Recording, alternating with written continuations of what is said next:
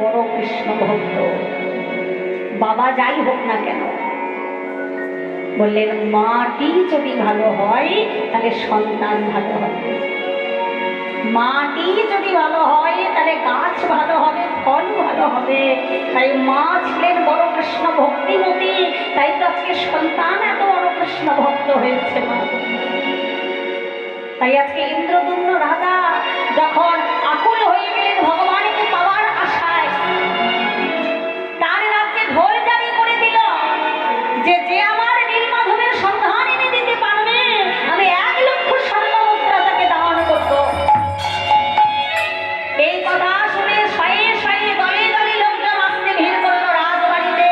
একজন চিৎকার করে বলল, মহারাজ আমি আপনার নীলমাধবের সন্ধান এনে দেব। আরেকজন পাশ থেকে বললে, মহারাজ আমি আপনার নীলমাধবের সন্ধান এনে দেব। আর একজন পাশ থেকে বললে, মহারাজ আমি আপনার নীলমাধবের সন্ধান এনে দেব। এইবারে নীলমাধবের সন্ধান করবে বলে তারা বাহির হলো, আনন্দিত মনে তারা বাহির হইল, আনন্দিত মনে তারা বাহির হইল, আনন্দিত মনে তারা।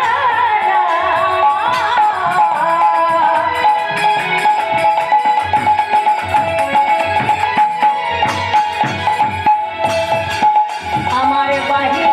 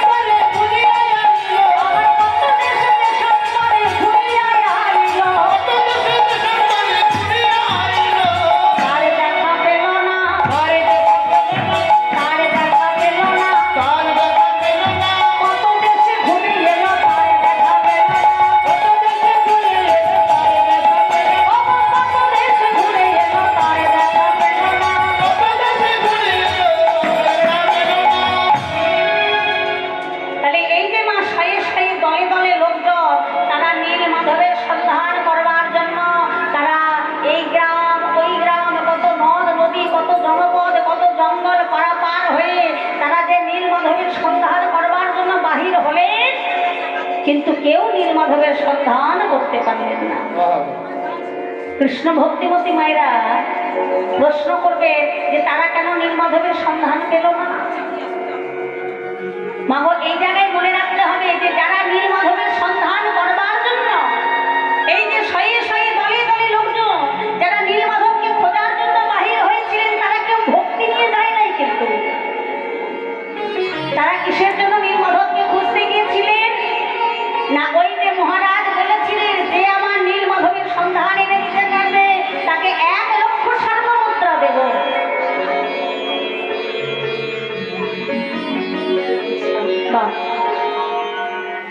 বদনে বলেছে জয় রাধেশ্যাম। হা হা, এই তো এইভাবে বলতে বলতে বলতে বলতেই তো এগিয়ে যাবে মা। আমরা এখন মায়েরা আমাদের ঘরের ছেলে মেয়েদেরকে সবকিছু শিক্ষা দিই, কিন্তু দেখবেন আমরা কিছু কিছু শিক্ষা দিতে ভুলে যাই যে শিক্ষাটাই বাচ্চাটির মধ্যে রয়েছে।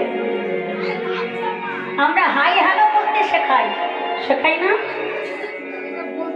বেশিরভাগ ছেলে মেয়েরা এখন ইংলিশ মিডিয়ামে পড়াশোনা করে। সকালে উঠলে কি বলতে হয়, সকাল পেরিয়ে গেলে দুপুরে কি বলতে হয়, দুপুর পেরিয়ে গেলে বিকালে কি বলতে হয়, সন্ধ্যে কি বলতে হয়, রাত্রে কি বলতে হয়, সব শিখিয়ে দেয়। কিন্তু এখনকার আমাদের বাঙালিদের কালচার, আমরা কেউ সকালে উঠে আমরা সন্তানদের শেখাই না যে একবার বদনে জয় নিতাই বা জয় গৌর বা হরে কৃষ্ণ বা হরি বল বলো, শেখাই না। আমরা শেখাই, আমরা ভাবি সন্তানেদের আমরা মডার্ন করব, উচ্চ শিক্ষায় শিক্ষিত করব।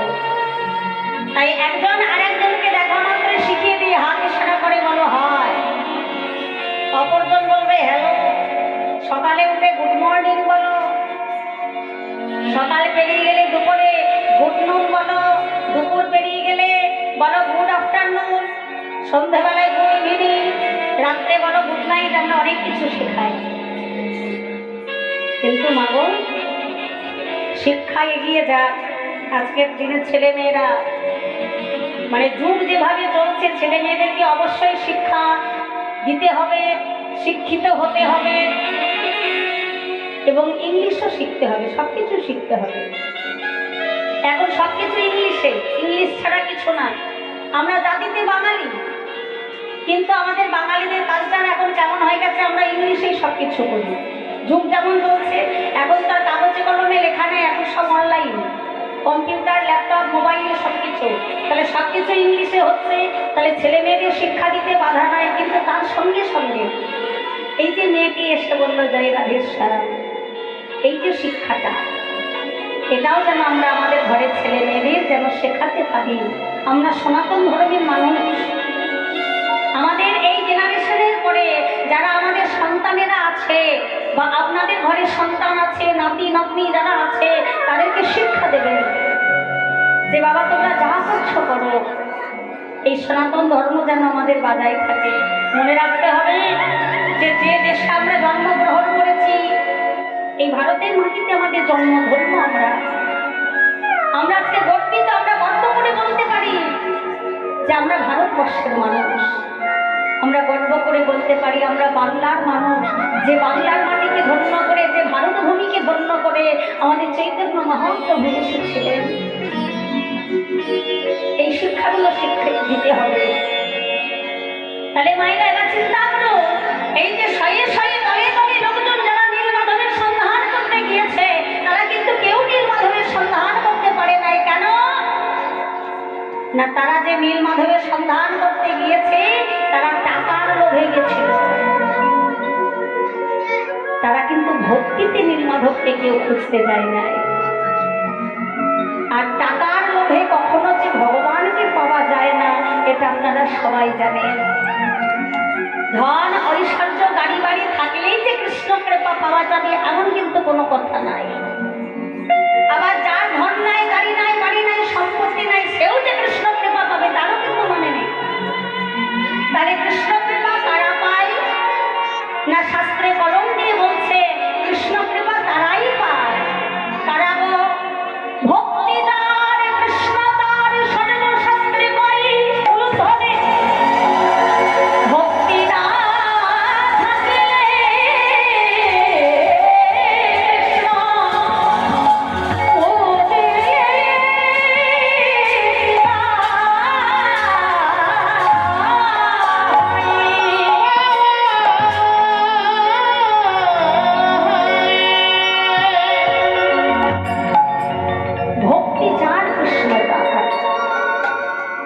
আমি আমার চোখে অনেক অনেক কোটি কোটি ব্যক্তিদের দেখেছি মা, যারা ভগবানের সেবা না দিয়ে যারা জলগ্রহণ করে না, নিজেরা এসি রুমে বাস করে বলে ভগবানের ঠাকুর ঘরে এসি লাগিয়ে দিয়েছে, বলে আমরা আরাম আয়েশ করে থাকবো, আর আমাদের ভগবান সে কিনা গরম ভোগ করবে না। তা হয় না। অনেক অনেক ব্যক্তি আমি দেখেছি আমার চোখের সামনে, যারা কোটি কোটি কোটি, আমি তাদের ঘরে গিয়ে দেখেছি যে তাদের মধ্যে কত ভক্তি। তারা নিরামিষ আহার করে, তারা সাত্বিক আহার করে, তাদের গলায় মালা, কপালে তিলক সেবা। আচ্ছা বলো তো মা, তাদের তো টাকা পয়সার অভাব নাই, ধনী দৌলতের অভাব নাই, তাহলে তারা কেন ভগবানকে ভালোবাসে? ভগবানকে ভালোবাসার মধ্যে একটা সুখ আছে, একটা আনন্দ আছে। ওমা আস্তে, এত কথা কেন? আস্তে আস্তে। এই যে ভগবানকে ভালোবাসার মধ্যে যে সুখ, যে আনন্দ, এই সুখটা তুমি সংসারে আর কাউকে ভালোবেসে পাবে না। আমার কথাগুলো একটু মিলিয়ে নিও। সংসারটা কেমন? এই সংসারে বলতে পারো কেউ কাউকে স্বার্থ ছাড়া কি ভালোবাসে? ভালোবাসে? বাসে না। স্বামী স্ত্রীর মধ্যে একটা স্বার্থ থাকে, পরিবারের সবার সঙ্গে সবার একটা স্বার্থ জড়িয়ে থাকে। আবার আমরা পিতা মাতা হয়েছি, সন্তানকে কষ্ট করে পৃথিবীর আলো দেখিয়েছি, লালন পালন করছি, তাদেরকে মানুষের মতো মানুষ করছি, তারও পিছনে আমাদের একটা স্বার্থ আছে। কি স্বার্থ বলো দেখি? যে আমি যখন বৃদ্ধ বা বৃদ্ধা হব, সন্তানকে মানুষের মতো মানুষ করতে পারলে তখন সন্তান আমাকে অন্ন দেবে, জল দেবে। আমি একটু বৃদ্ধ বা বৃদ্ধাকালে সন্তানের কাছে আহার পাবো, বাসস্থান পাবো, এটাও আমাদের স্বার্থ। তাহলে সংসারে একজন আর একজনকে স্বার্থ ছাড়া কিন্তু ভালোবাসে না। কিন্তু সেই ভালোবাসা বেশেও এই সংসারে কেউ কারোর আপন হয় না। এই সংসারকে তুমি যতদিন দিতে পারবে, সংসার তোমাকে ভালোবাসবে। আর যখন তুমি দিতে পারবে না, তোমার শরীরের যখন ক্ষমতা থাকবে না, যখন তোমার শক্তি রহিত হয়ে যাবে, তখন কিন্তু আর ভালোবাসা, আদর, যত্ন কিছুই থাকবে না।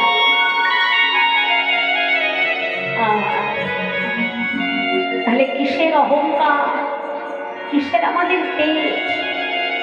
এই যে শরীরের ক্ষমতা, এটা কি সারা জীবন থাকে কারো? কি মায়েরা, রক্তের তেজ সারা জীবন থাকবে? থাকবে না। এই গতকাল যেমন আমাদের বর্ধমানে তো ভোট ছিল, কালকে ভোট দিতে গিয়েছি। আমাদের পাড়ায় একজন বিখ্যাত উকিল ছিলেন, যে উকিলকে দেখলে অনেক মানুষ থরথর থরথর করে কাঁপতেন। তো সেই ব্যক্তিটি কালকে ভোট দিতে গিয়েছে, একদম পুজো হয়ে গেছে, ভালো করে চলতে পারছে না। একটা সময় তার যা দাপট ছিল, তার যা অহংকার ছিল, সে মানুষকে মানুষ বলে গণ্যই করত না। কোন দরিদ্র ব্যক্তিকে সাহায্য করা দূরের কথা, তার দরজায় মানে তার ঘরে কোনো কাক পক্ষী শুদ্ধ তার ঘরের কাছে বসত না। সে এতটা অহংকারী ব্যক্তি ছিলেন এবং এতটাই খারাপ মানুষ। কালকে তাকে আমি দেখলাম, মা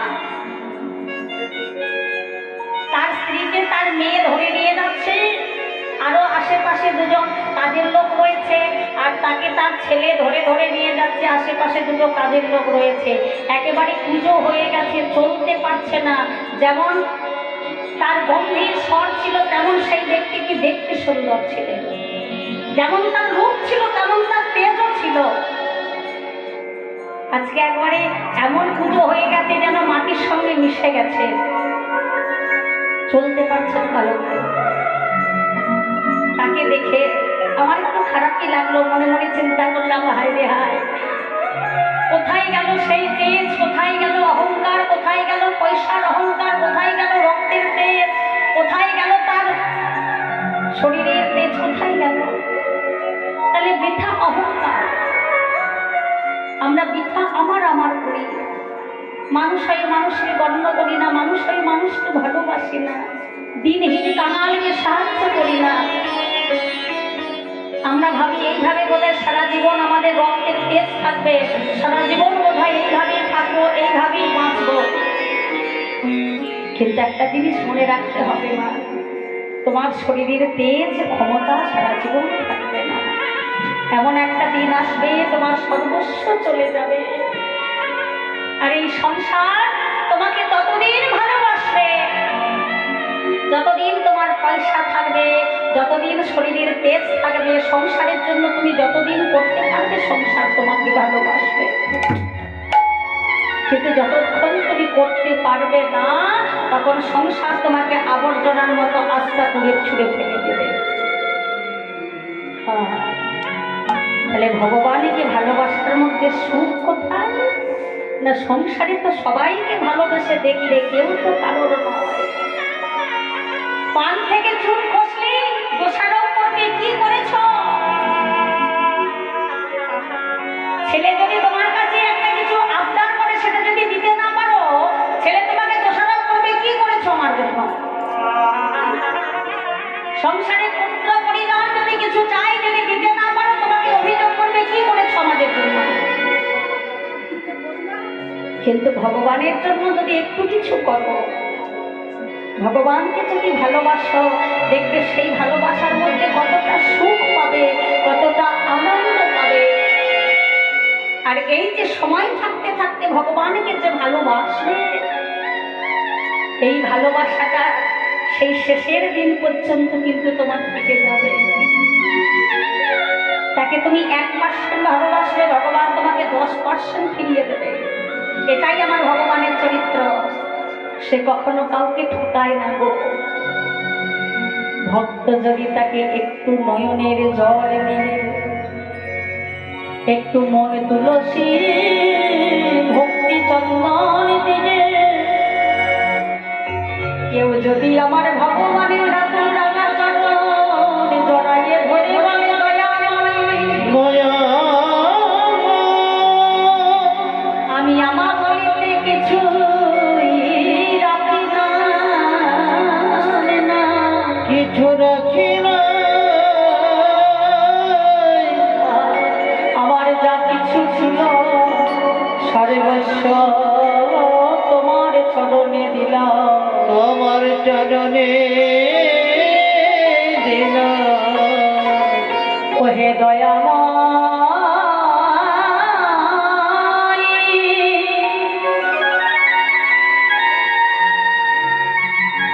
আজ আমার বলার মতো শক্তি আছে।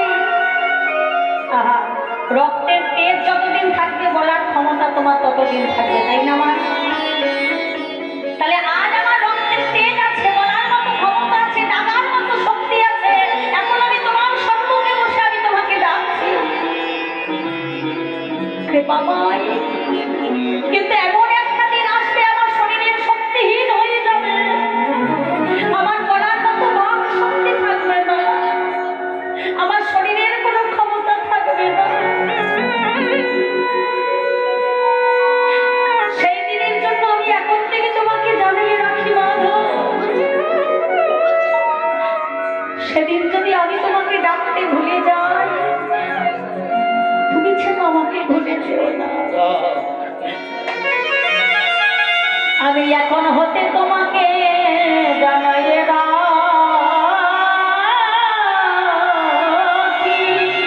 জানাইয়ে রাখি, সেদিনে যদি আমি তোমায় ডাকিতে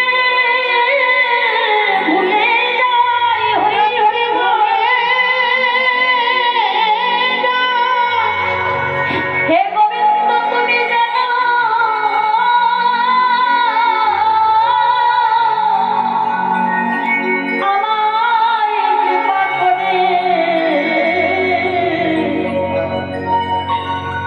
আমাকে কৃপা করে যেন যেন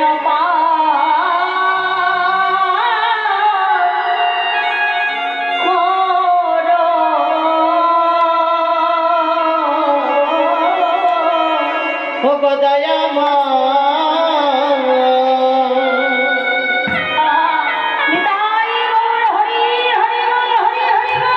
যেন কৃপা করে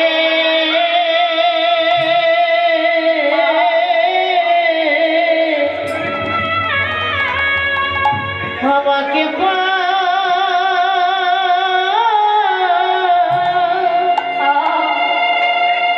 পরে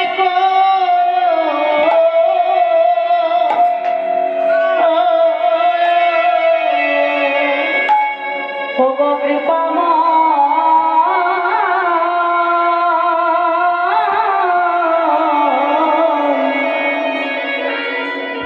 সেদিন যেন কৃপা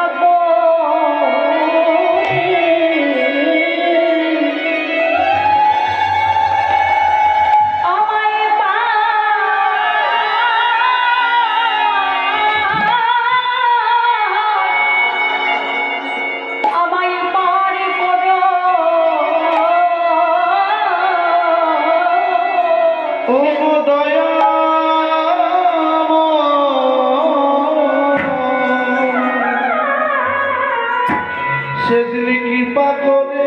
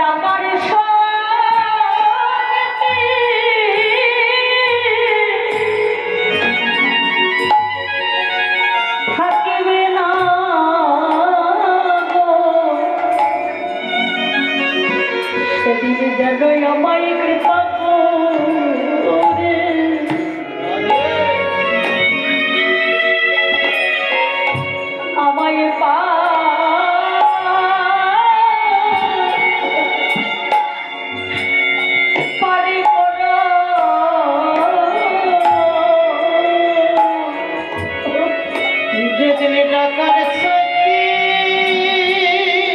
হরি হরি বল। ডাকার শক্তি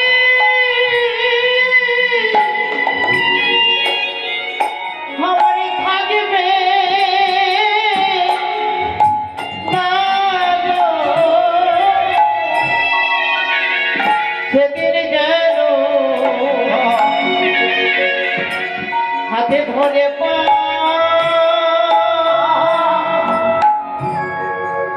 পরে করে দিও ও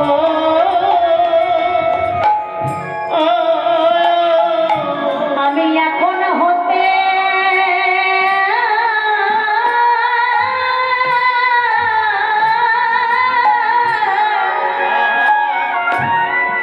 আমি এখন হতে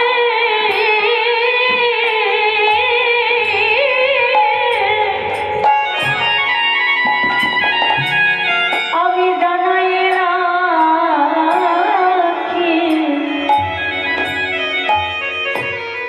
সেদিন যেন কৃপা করে আমায়